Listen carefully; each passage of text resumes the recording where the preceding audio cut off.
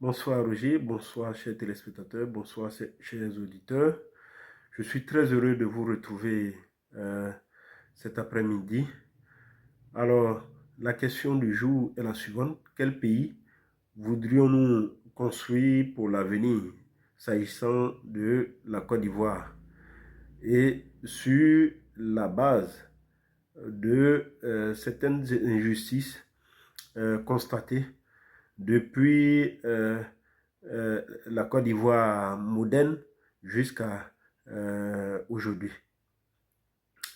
Alors, vous constaterez que je suis en t-shirt et en casquette parce que s'agissant de la construction d'un État, parlant de l'ouverture sur un certain développement socio-économique et politique, nous parlons donc d'une ressource chère à tout État, et cette ressource qui est de l'ordre des ressources humaines est celle des jeunes, celle qui concerne les jeunes, celle qui se base sur notre jeunesse qui constitue la base pyramidale démographique, principalement en Afrique en général, mais en Côte d'Ivoire aussi en particulier.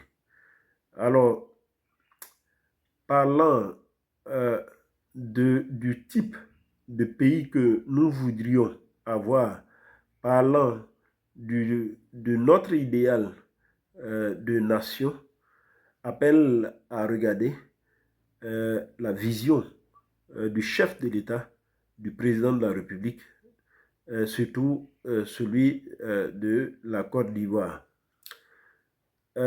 Parlant de développement futur d'un pays où il fera bon vivre pour tous les concitoyens, appelle à regarder tout le système d'organisation à partir du processus électoral.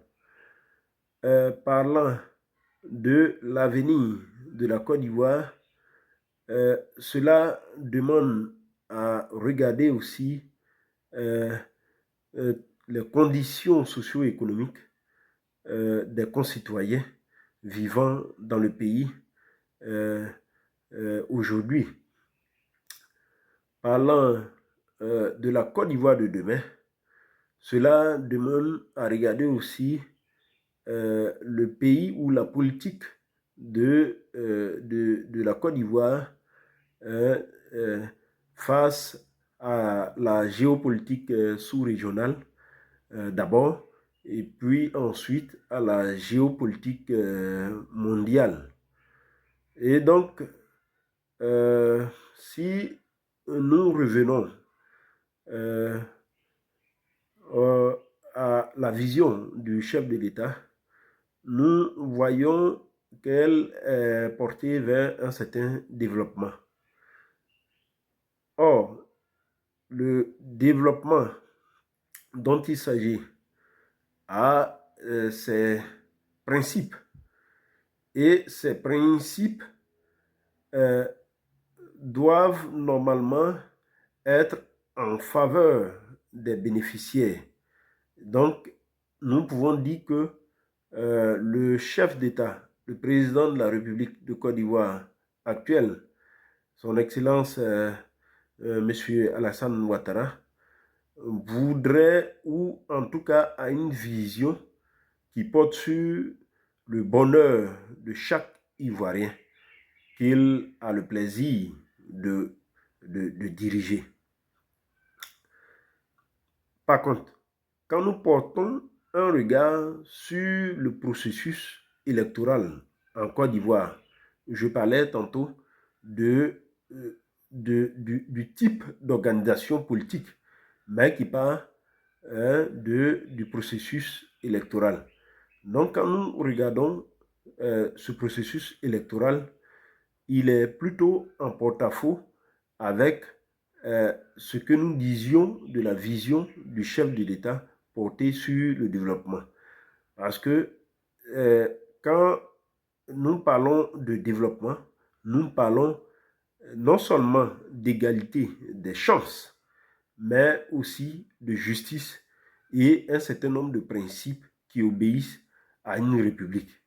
Mais quand nous regardons le processus électoral qui est truffé d'irrégularités, d'un certain nombre d'actes suspicieux, d'un certain nombre de pratiques discutables, d'injustices au sein même du processus électoral, partant même de l'élimination de candidatures, de refus de RLE, de révision de la liste électorale et un certain nombre d'inversions de résultats électoraux, un certain nombre aussi de chiffres qui portent à suspicion, tels que des chiffres en porte-à-faux avec le taux de participation, des chiffres donc de 80 à plus de 80% remportés dans un seul sens, c'est-à-dire dans le sens du parti au pouvoir, qui est un consortium de partis dont la base est le Rassemblement des Républicains ou RDR, donc qui donne le RHDP.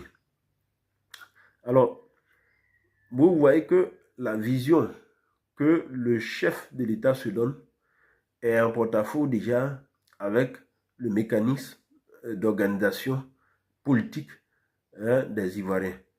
Allons voir du côté des conditions socio-économiques des concitoyens ivoiriens.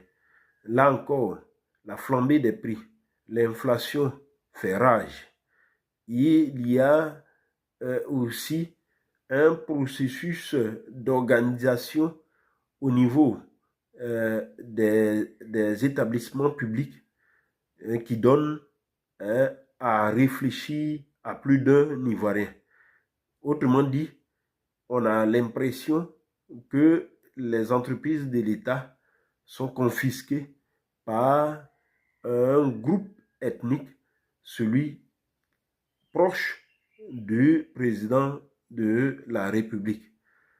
Autrement dit, ce sont les entités ethniques qui constituent la famille non seulement biologique, mais politique du chef de l'État actuel, qui sont les acteurs qui constituent ces entités, qui sont à la tête des établissements publics, qui dominent, on allait dire pour être plus précis, qui dominent la direction des établissements publics, la direction des institutions de l'État. De sorte que celui qui